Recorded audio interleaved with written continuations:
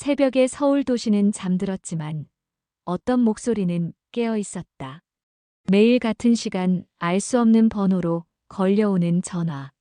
그 목소리는 아들을 찾고 있었다. 그리고 잊혀진 이름을 불렀다. 그는 마침내 목소리의 주인을 만난다. 아들을 잃었지만 믿고 싶지 않았던 목소리였다. 새벽의 전화는 단순한 실수가 아니었다. 그리움의 신호인가 아니면 미쳐버린 기억의 속삭임인가.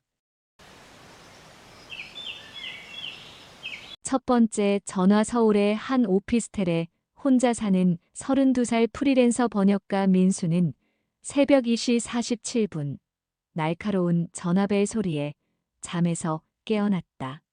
침대 옆 테이블에서 진동하는 스마트폰 화면에는 발신번호 표시 제한이라는 문구가 떠 있었다. 여보세요?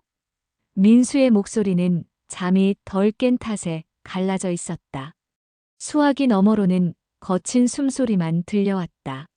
그리고 낮고 쉰 목소리가 들려왔다. 준아, 준아야. 네, 누구세요? 잘못 거신 것 같은데요. 전화는 곧바로 끊어졌다. 민수는 불안한 마음을 안고 다시 잠자리에 들었지만 쉽게 잠들지 못했다. 그 목소리에는 뭔가 절박함이 배어 있었다. 동시에 섬뜩한 구석도 있었다. 다음 날 밤도 비슷한 시간대였다. 새벽 2시 51분. 이번에도 발신번호 표시 제한이었다. 준아, 어디 있니? 아빠야. 민수는 소름이 돋았다. 분명 어제와 같은 목소리였다. 이번에는 좀 더 길게 들어보기로 했다. 저는 준 씨가 아니에요. 누구신지 모르겠지만 번호를 잘못 아신 것 같아요. 거짓말. 거짓말하지 마. 내가 준이잖아. 왜 아빠를 모른 척해? 목소리에는 분노가 섞이기 시작했다. 민수는 서둘러 전화를 끊었다. 가슴이 빠르게 뛰었다. 이건 단순한 잘못 걸린 전화가 아니었다. 누군가 의도적으로 자신을 괴롭히는 것 같았다. 공포의 확산 일주일이 지났다. 전화는 매일 밤 걸려왔다. 시간대는 조금씩 달랐지만 항상 새벽 2시에서 3시 사이였다. 민수는 통화 내용을 녹음하기 시작했다. 준아, 왜 집에 안 들어오니?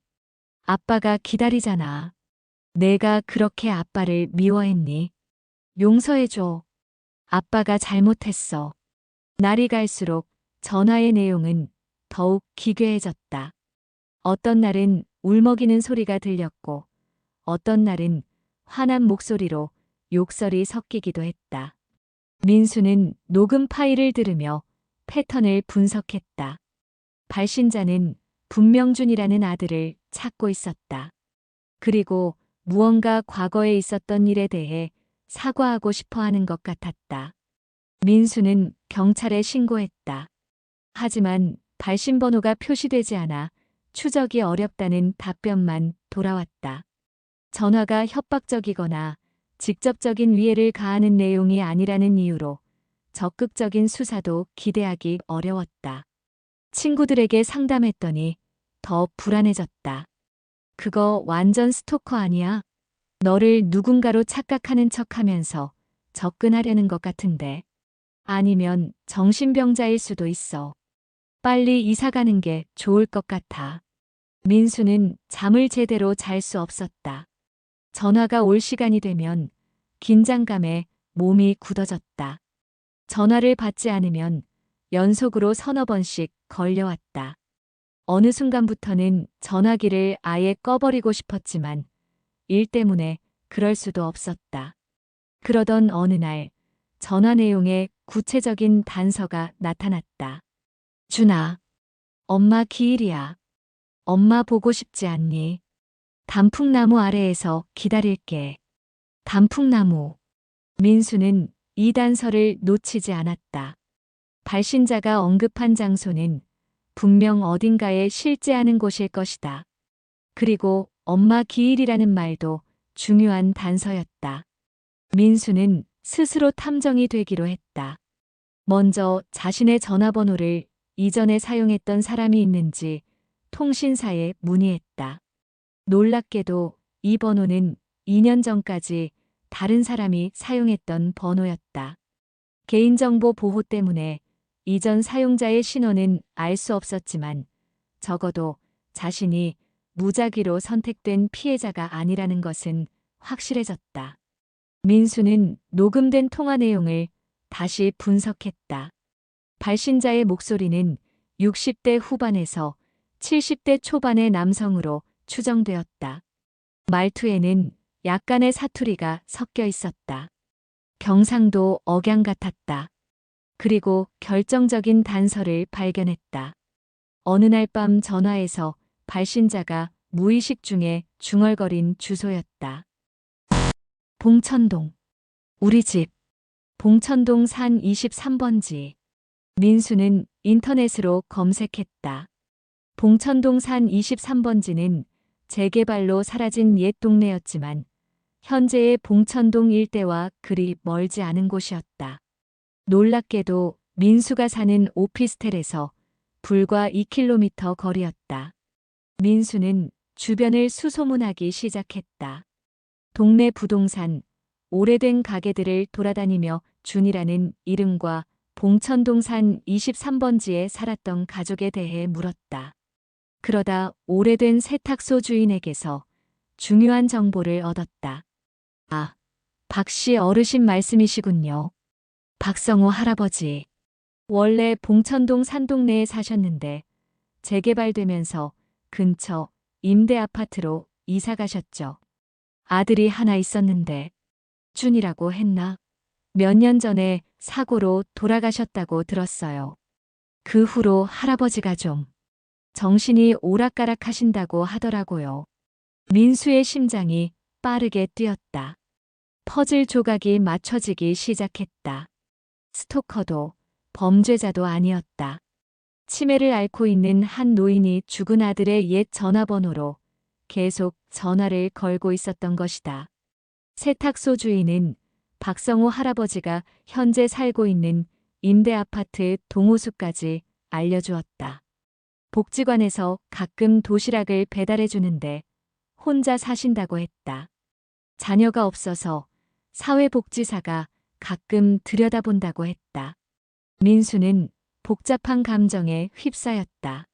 지난 한 달간 자신을 공포에 떨게 했던 전화의 주인공이 사실은 아들을 그리워하는 치매 노인이었다니. 분노와 연민이 동시에 밀려왔다. 민수는 며칠을 고민했다. 그냥 번호를 바꿔버릴까도 생각했지만 왠지 그럴 수가 없었다. 결국 그는 박성호 할아버지를 찾아가기로 결심했다. 낡은 임대아파트 복도는 어둡고 음산했다. 301호 앞에 선 민수는 초인종을 눌렀다. 한참 후에 문이 열렸다. 말쑥하게 차려입은 노인이 서 있었다. 예상과 달리 겉모습은 단정했다. 누구시죠? 안녕하세요, 할아버지. 저는 이 전화번호를 쓰는 사람이에요. 민수가 자신의 스마트폰을 보여주자 할아버지의 눈빛이 변했다. 준이 맞지? 아니에요, 할아버지. 저는 준 씨가 아니에요. 제 이름은 민수예요. 할아버지는 혼란스러워했다. 민수는 조심스럽게 집 안으로 들어갔다. 거실 벽에는 가족 사진들이 빼곡히 걸려 있었다. 젊은 남자의 사진이 유독 많았다. 아마도 준일 것이다. 할아버지, 준이 씨는 우리 준이는 좋은 아이였어요. 효자였지. 근데 내가 너무 심하게 했어. 사업 실패하고 술만 마시고. 준이 엄마도 내가 힘들게 해서 일찍 갔지. 할아버지는 중얼거리며 사진을 쓰다듬었다. 민수는 탁자 위에 놓인 달력을 보았다. 거의 모든 날짜에 준이에게 전화하기라고 적혀 있었다. 그리고 약봉지들이 어지럽게 널려 있었다. 치매약도 있었지만 제대로 복용하지 않는 것 같았다. 할아버지, 혹시 도와주는 분이 계세요? 가끔 복지관에서 와요. 근데 준이가 올 거야. 항상 새벽에 와. 일 끝나고 오거든. 민수는 이제 모든 것을 이해했다.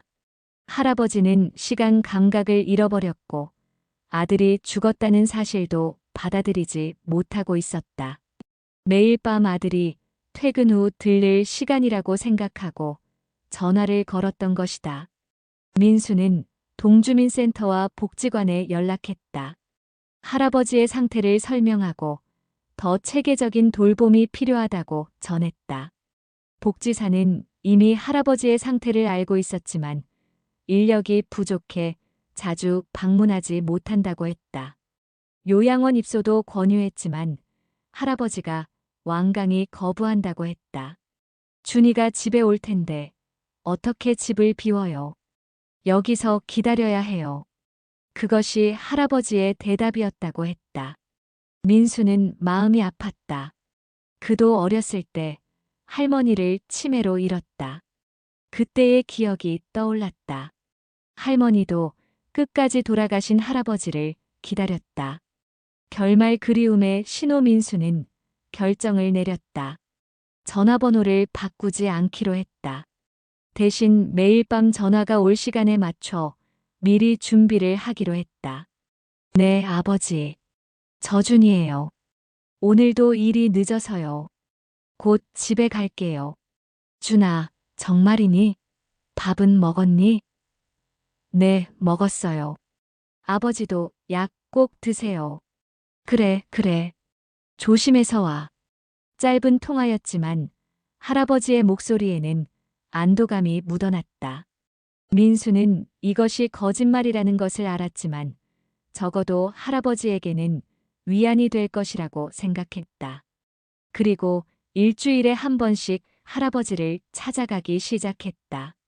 자신을 준이라고 소개하지는 않았지만 그냥 이웃 주민으로서 안부를 확인했다. 복지사와 협력해서 할아버지가 약을 제때 복용할 수 있도록 도왔다.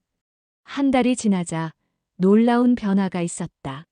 할아버지의 새벽 전화 횟수가 줄어들기 시작한 것이다. 일주일에 두세 번으로 줄었다. 약을 제대로 복용하고 낮 시간에 사람들과 교류가 생기면서 밤의 불안과 혼란이 줄어든 것 같았다. 어느 날 할아버지가 낮에 전화를 걸었다. 민수는 당황했다. 여보세요? 민수 씨 맞지요? 놀랍게도 할아버지는 맑은 정신으로 말하고 있었다. 네, 맞아요, 할아버지. 그동안 한밤중에 전화해서 미안했어요. 오늘 복지관 선생님한테 들었어요. 내가 계속 괴롭혔다면서요. 정말 죄송해요. 아니에요, 할아버지.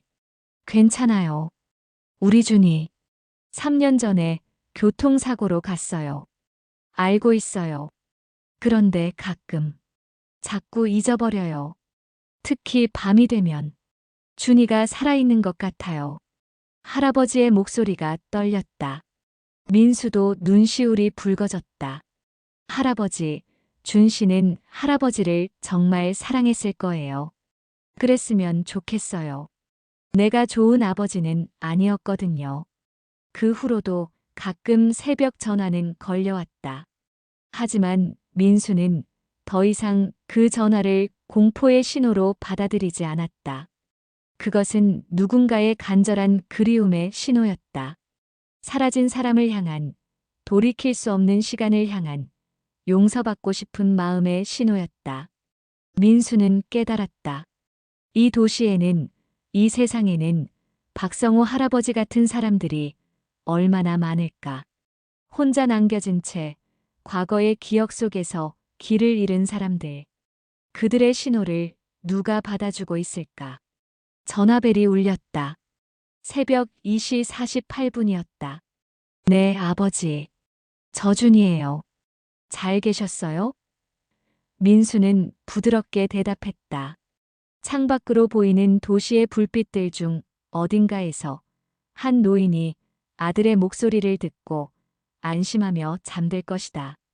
그리고 내일도 모레도 기억이 허락하는 한 계속 전화를 걸 것이다. 그것이 그의 사랑하는 방식이었으므로